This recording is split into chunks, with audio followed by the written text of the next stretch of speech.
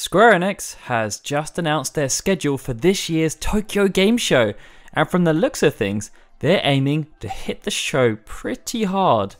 Including some partner games, like The Evil Within 2, they are planning to show 21 different titles, and there's actually quite a mix. As you'd expect, there will be a strong showing for Dissidia Final Fantasy NT, and they'll be talking about Final Fantasy 15 again via an active time report featuring Tabata and Afuji. We'll also get to learn more about interesting new projects such as Project Octopath Traveler on the Switch and the new Secret of Mana remake, and they'll also be updating us on what's going on with the 12 mobile and browser based games that they'll be showing off. You'll also notice that the Final Fantasy VII remake and Kingdom Hearts 3 are notably absent from anything relating to Square Enix's plans for the show. But that's just a running theme these days, although they could still release some kind of surprise trailer, perhaps? Anyway, while all of that's super interesting, outside of the two different sessions to talk about the Itadaki Street Dragon Quest and Final Fantasy 30th Anniversary game, there's one thing on the schedule that has piqued my interest, and that's a specific segment that's been labelled as Final Fantasy 30th Anniversary Broadcast at TGS 2017. Why that piqued my interest should hopefully be quite obvious, but if you haven't been following the 30th anniversary celebrations, let me give you a little bit of backstory. And apologies if this does sound like a little bit of a rant, but it is kind of silly with hindsight. So anyway, Square Enix started off the year with an event called the Final Fantasy 30th Anniversary Opening Ceremony, and many people expected, wrongly or rightly, that it was at this point that Square Enix would reveal to their ever-adoring fans what they had in the pipeline to celebrate this huge milestone for the Final Fantasy franchise. What they got was kind of nothing of the sort.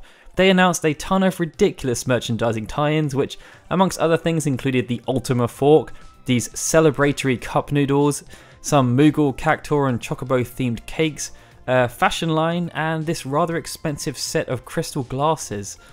That wasn't all though, as on the games front they also announced the release date for the delayed Japanese exclusive mobile spin-off title, Dissidia Final Fantasy Opera Omnia, the global release date for Final Fantasy XII The Zodiac Age, that Balthier would be joining World of Final Fantasy via an upcoming patch, that Noctis would be joining the already announced Japanese exclusive 30th Anniversary edition of Itadaki Street, that they would be doing a special event in Brave Exvius and that Cloud would be joining the game, that Sephiroth would be joining Mobius.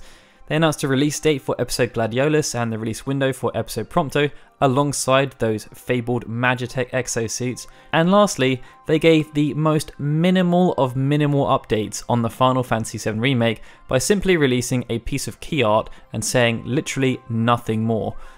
Needless to say, people were somewhat underwhelmed, as aside from the merchandise and a Brave Exvius event, there was nothing announced that actually related to the 30th anniversary.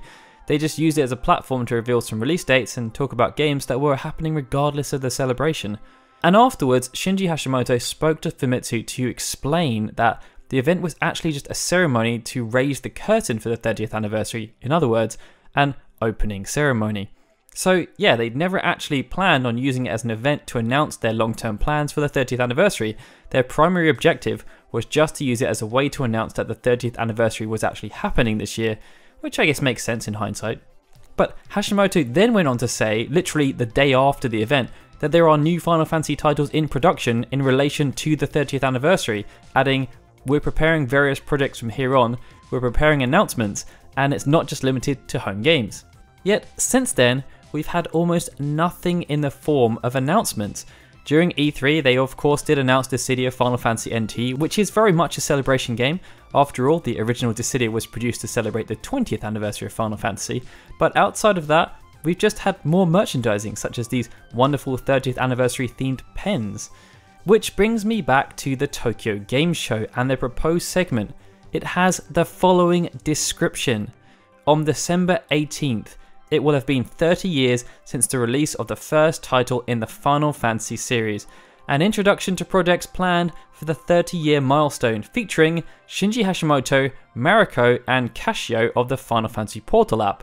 Now, I don't want to get too ahead of myself here, but to me, this feels as though it could be the kind of thing we were expecting towards the start of the year. As I mentioned, Shinji Hashimoto, who's the producer working on the Final Fantasy 30th anniversary celebration, had mentioned that there are numerous projects in development and that they will be announced during the year. And that description of the segment clearly says they will be talking about the anniversary projects they have planned.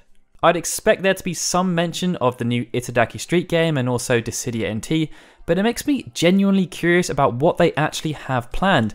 There was of course the crazy rumour that cropped up towards the end of last year, which spoke about a massive 30th anniversary collection box that would include every single main series game released to date, but outside of that, I'm not really too sure what I'm actually expecting. I'm kind of waiting to be dazzled in some way. Either way, I'm tentatively excited to see what Hashimoto has in store for us on the 24th of September during the 40-minute segment. I say tentatively because I'm also preparing for another classic Hashimoto troll like this one. Remember that, guys? But I mean, what are you guys expecting them to show during this segment?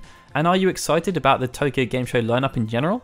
Let us know in the comments below, and if you enjoyed this video, please hit that like button and subscribe to our channel. And if you enjoyed our content, please consider supporting us on Patreon. You can find out more information at patreon.com/ffunion. We're fortunate that these guys have already chosen to support us, and it will be great to see this number keep on growing. Alright guys, this is Daryl signing out. I'll see you next time for more Final Fantasy videos.